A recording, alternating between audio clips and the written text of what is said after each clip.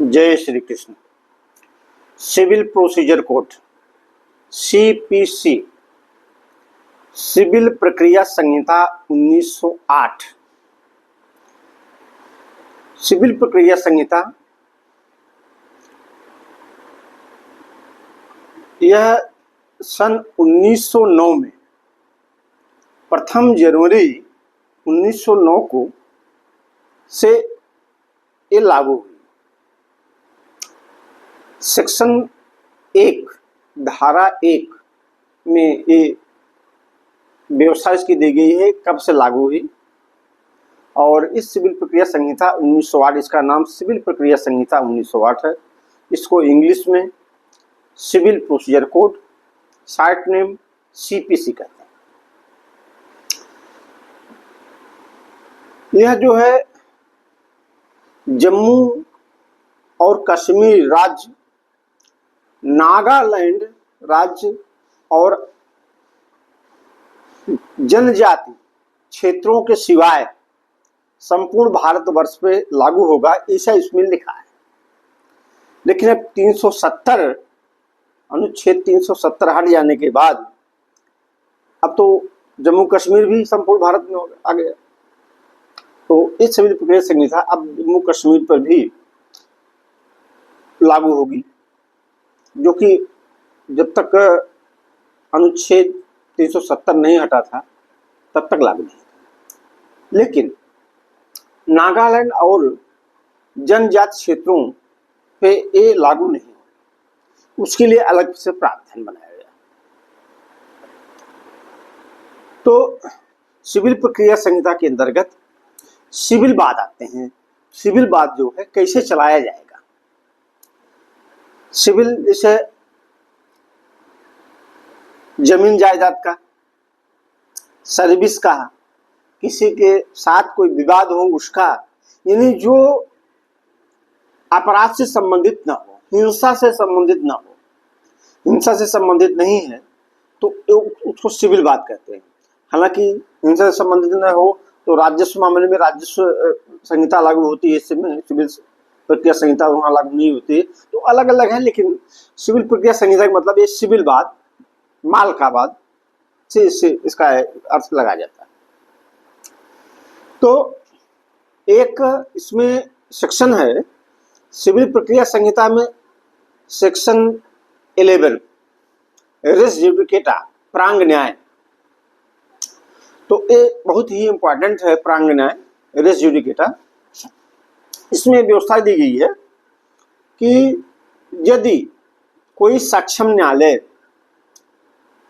Same पक्षकार जो है, मतलब वही पक्षकार हैं और विवादित तथ्य वही है, यानी जिसका झगड़ा है, जो विवादित वस्तु है वही है, पक्षकार वही है, सक्षम न्यायालय है, कंपिटेंट कोर्ट है। कंपिटेंट कोर्ट मतलब सक्षम न्यायालय जो जिसको क्षेत्राधिकार है, जिसको पावर है, जो मुकदमा डिसाइड कर सकता है, जो मुकदमा का विचारण कर सकता है, उसको सक्षम न्यायालय कहते हैं। वो उसी और एक बात, उन्हीं पक्षकारों के बीच और उसी विवाद वस्तु जो है उसी के बीच, उसी के मध्य, और एक बार उसका अंतिम रूप से विनिश्चय अर्थात निर्णय, अर्थात अंतिम रूप से एक बार डिसाइड हो गई है, तो फिर वही पक्षकार, वही विवादित वस्तु फिर दूसरी बात हो डिसाइड नहीं हो सकती है। ये प्रांग न्याय है, रेस जुडिकेटा यहाँ सिद्धांत सिविल प्रक्रिया संहिता की धारा 11, धारा 11 में प्रावधान दिया गया है। ये अनावश्यक वाद को रोकने के लिए, नहीं तो वादों की भरमार न हो जाए। तो इसे कोई संतुष्ट नहीं है तो वादों की भरमार न हो जाए, दूसरा तीसरा दाखिल करता चला जाएगा इसे। तो इसके लिए प्रांग न्याय, रेस जुडिकेटा का सिद्धांत लगाया गया है, लागू किया गया है, जिसका प्रावधान धारा 11, धारा 11 में। अच्छा, अब धारा 15 में, सेक्शन 15 में ये व्यवस्था दी है कि कोई बात, मतलब कोई बात दायर करना हो तो कहाँ दायर किया जाएगा, किस न्यायालय में। तो सेक्शन 15 ये कहता है कि सबसे निम्न श्रेणी के न्यायालय में दायर होगा। यानी सबसे छोटे न्यायालय, जैसे उच्चतम न्यायालय है, उच्च न्यायालय है, फिर जिला न्यायालय है, फिर जिला न्यायालय के न्यायालय अपर जिला न्यायालय, फिर लघुवाद न्यायाधीश है, फिर सिविल जज सीनियर डिवीजन है, फिर सिविल जज जूनियर डिवीजन है। तो वो सबसे छोटे, सबसे निम्न श्रेणी के जो न्यायालय है उसमें दायर किया जाएगा, उसमें प्रस्तुत किया जाएगा। लेकिन इसमें एक बात और है कि लेकिन क्षेत्राधिकार भी होना चाहिए। जैसे सिविल जज जूनियर डिवीजन, सिविल जज जो अवर न्यायालय है उसको इतने अमाउंट तक के बात सुनने का अधिकार है। अच्छा, वो जो विवादित वस्तु है जिसके बारे में हमको बात दायर करना है, मुकदमा दाखिल करना है, तो वो उस जितना अमाउंट दिया गया है वो उतना श्रेणी का विचारण कर सकते हैं। उससे ज्यादा का अमाउंट है तो वहां नहीं, उससे ऊपर वाले के यहाँ दायर होगा। तो मतलब उसके साथ अधिकारिता भी है कि जिसमें हम सबसे निम्न श्रेणी तो न्यायालय है, लेकिन उसको हमारा बात सुनने का अधिकार है कि नहीं, ये भी देखना होगा वहां। तो सेक्शन 15 कहती है हम सबसे छोटी अदालत में, निम्न श्रेणी के न्यायालय में वो मुकदमा दाखिल करेंगे। अच्छा, अब मुकदमा दाखिल वहां करेंगे, लेकिन मुकदमा किसके कहाँ मतलब दाखिल कहाँ किया जाएगा? विवाद, इसके बाद जो है सेक्शन 16 प्रोवाइड करते विवादित वस्तु, कि जिस वस्तु के बारे में डिस्प्यूट है, विवाद है, तो उसको देखा जाएगा वह विवादित वस्तु है कहाँ, वह विवादित वस्तु किसके क्षेत्राधिकार में है। तो जिसके क्षेत्राधिकार में वह विवादित वस्तु है तो वहां के न्यायालय में, सबसे छोटी अदालत के न्यायालय में वो दायर किया जाता है। जैसे विवादित वस्तु लखनऊ में है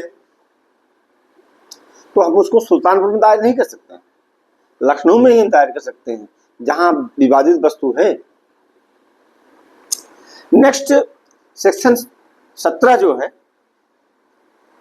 ये इसमें है विभिन्न न्यायालयों की अधिकारिता के भीतर जब एक ही डिस्प्यूट जो है, एक ही विवाद जो है, एक कई न्यायालयों के क्षेत्राधिकार में आता है। जैसे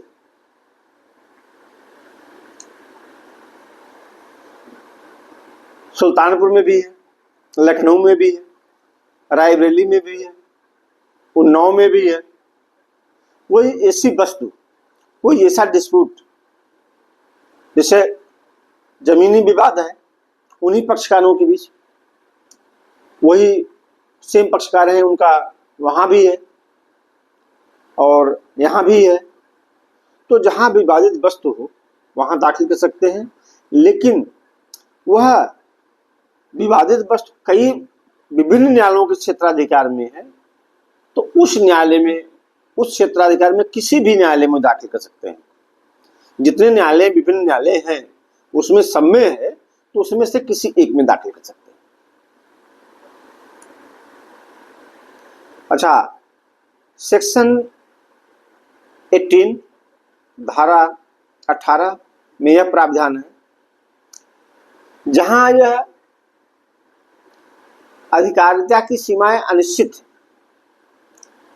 जहां अधिकारिता ये है कि वो फला न्यायालय को अधिकार है इसका निस्तारण करने का, या फला न्यायालय को है, जिसमें इसमें कोई मतलब संदेह हो, यह अथवा निश्चित नहीं हो पाता है कि किसके न्यायालय में दायर करना चाहिए। कि मतलब उस न्यायालय को अधिकारिता की, अधिकारिता का तात्पर्य समझिए आप कि जैसे सिविल जज जूनियर डिवीजन यानी सिविल जज अवर न्यायालय को 5,000 रुपए तक के वैल्यूएशन यानी उतने प्रॉपर्टी तक के, जितनी वैल्यू उसकी होती है 5,000 तक के, उसको सुनने का अधिकार है। लेकिन ये वैल्यू जो है उससे थोड़ा बढ़ रही ज्यादा,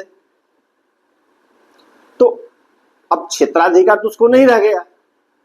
लेकिन मान लीजिए दायर कर दिया गया उस न्यायालय में, तो देखेगा कि उसको क्षेत्राधिकार है कि नहीं है तो उस अपर न्यायालय को जो उससे उच्च न्यायालय को उसको वह ट्रांसफर कर देगा।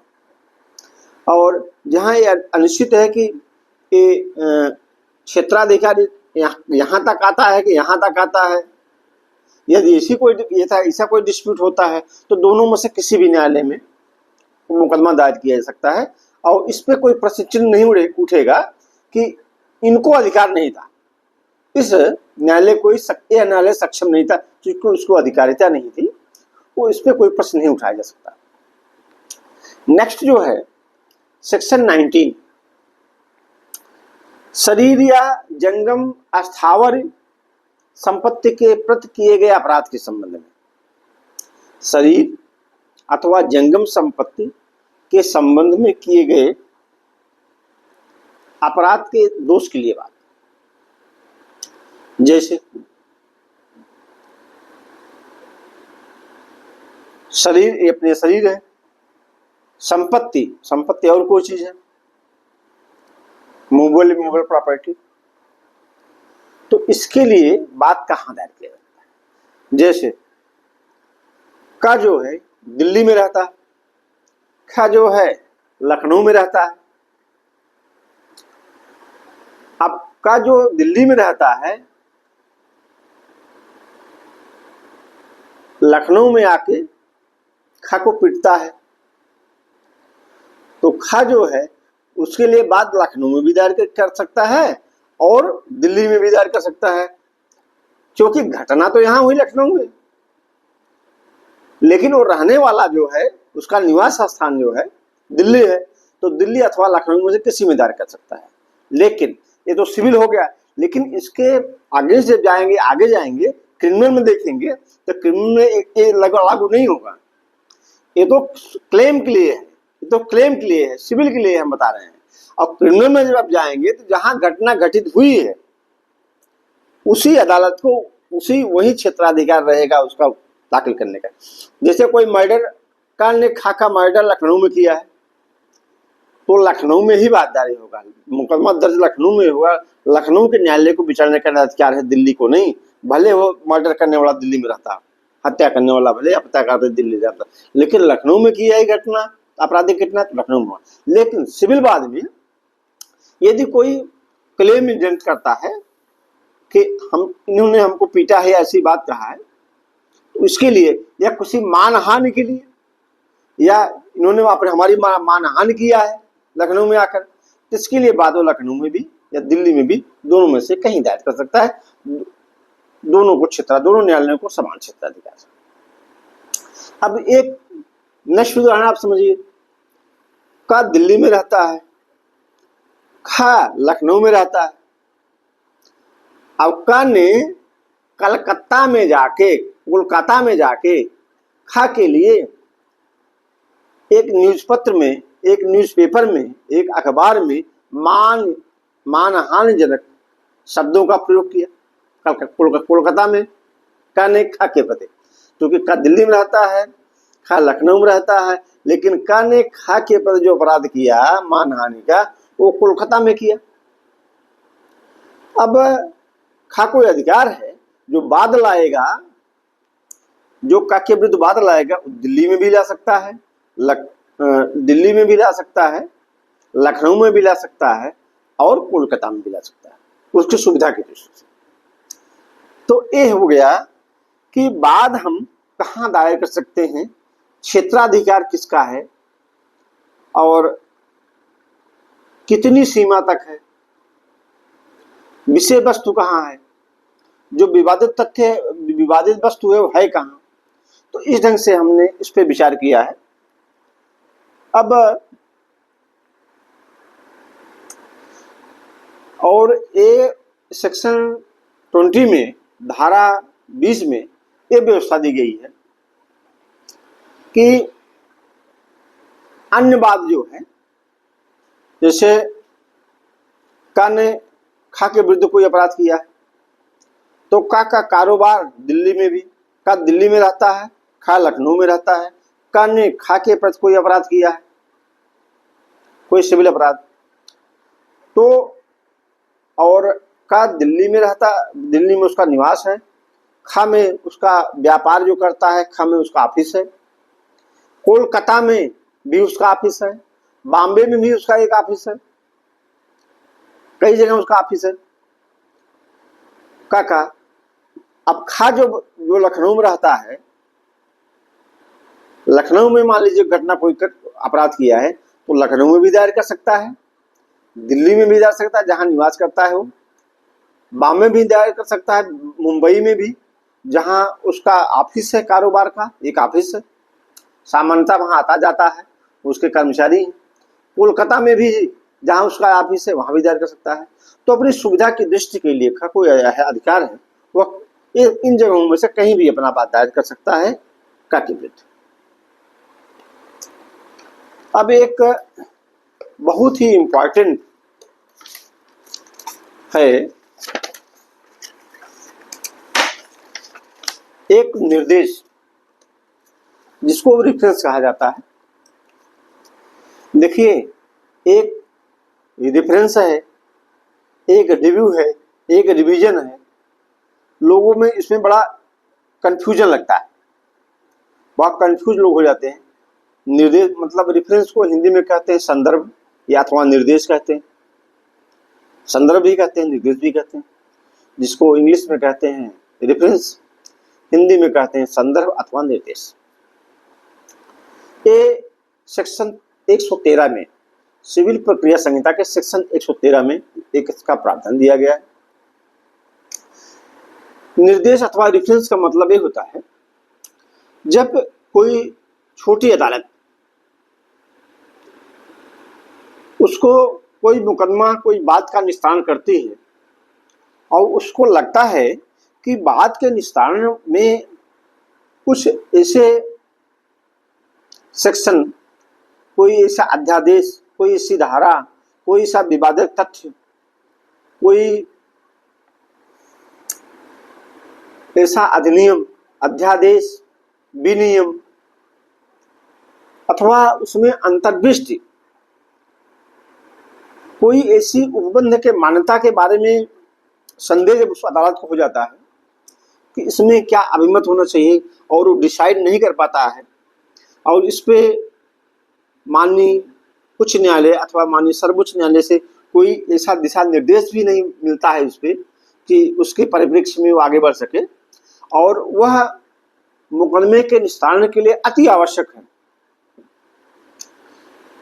तो निम्न अदालत जो है माननीय उच्च न्यायालय को एक संदर्भ भेजती है, एक रेफरेंस भेजती है और उसमें अपने सारी बातों को उसमें जिक्र करते हुए, डिटेल अपना उसमें बातें बताते हुए कि इसमें ये दिक्कत आ रही है, तो उस पर माननीय उच्च न्यायालय संज्ञान लेता है और उसको उस अपने हिसाब से माननीय उच्च न्यायालय उसको कंसीडर कर, उस पर विचार कर अपने निर्देश सहित निम्न न्यायालय को लौटा देता है और उस जो निर्देश देता है, जो संदर्भ में जो लिखा रहता है, जो निर्देश माननीय उच्च न्यायालय देता है, उस अनुसार निम्न अदालत उस बात का निस्तारण करती है।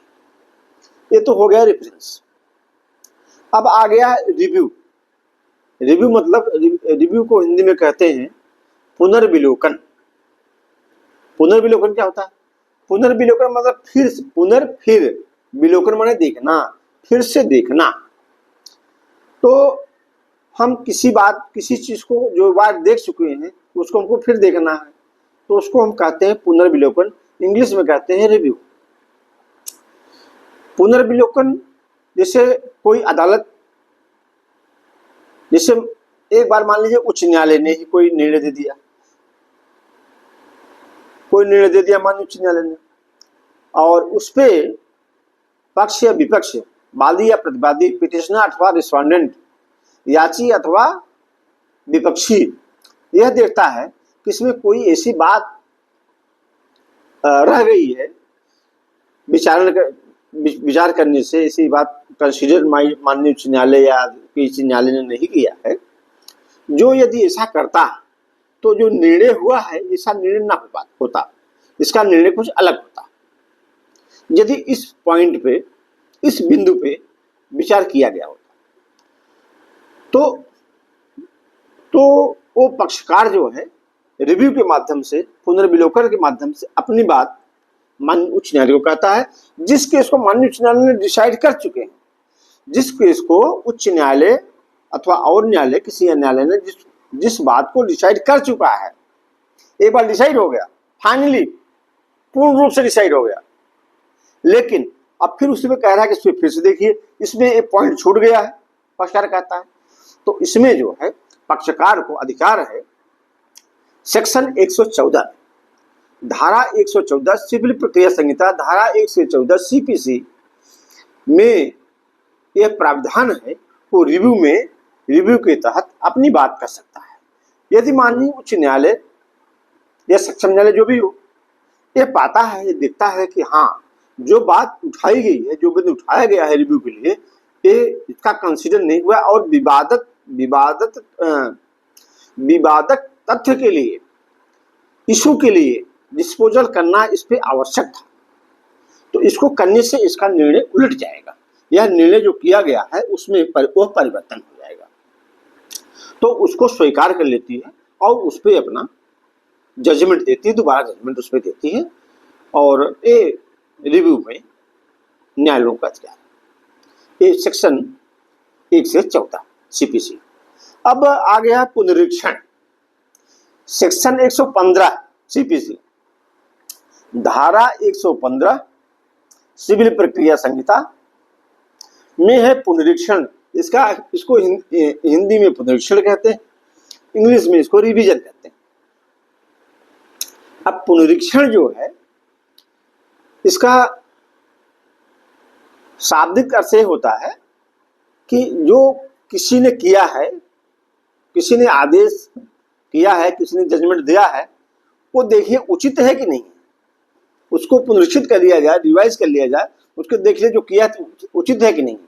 इसमें जो है अधीनस्थ अदालतें अपना कोई निर्णय देती हैं जो उसके अधिकारिता क्षेत्र के बाहर है, अथवा वो न्यायालय सक्षम नहीं था वह निर्णय करने के लिए, या जो उसमें अधिकारिता है उसका प्रयोग उसने नहीं किया जो अधिकारिता है, या अधिकारिता के बाहर कार्य किया है। तो ऐसे में उच्च न्यायालय अधीनस्थ न्यायालय को आदेश देता है, यानी अपर न्यायालय निम्न न्यायालय को आदेश देता है कि वो अपनी पत्रावली भेज दे, और पत्रावली में देखता है यदि ऐसा किया गया है, अधिकारिता क्षेत्र के बाहर किया है या बिना अधिकारिता के किया है, या जो उसको अधिकारिता थी उसका प्रयोग नहीं किया है, तो माननीय उच्च न्यायालय या अपर न्यायालय उस आदेश को निरस्त कर अपने निर्देश सहित पुनः उसको भेजती है कि इसके तरफ जो है इस तहत जो है उसका निर्णय दोबारा किया जाए। तो हो गया पुनरीक्षण, पुनर्विलोकन, रेफरेंस संदर्भ जो उसको कहते हैं। ये तीनों चीजें बहुत ही इंपॉर्टेंट हैं और बहुत ही महत्वपूर्ण है।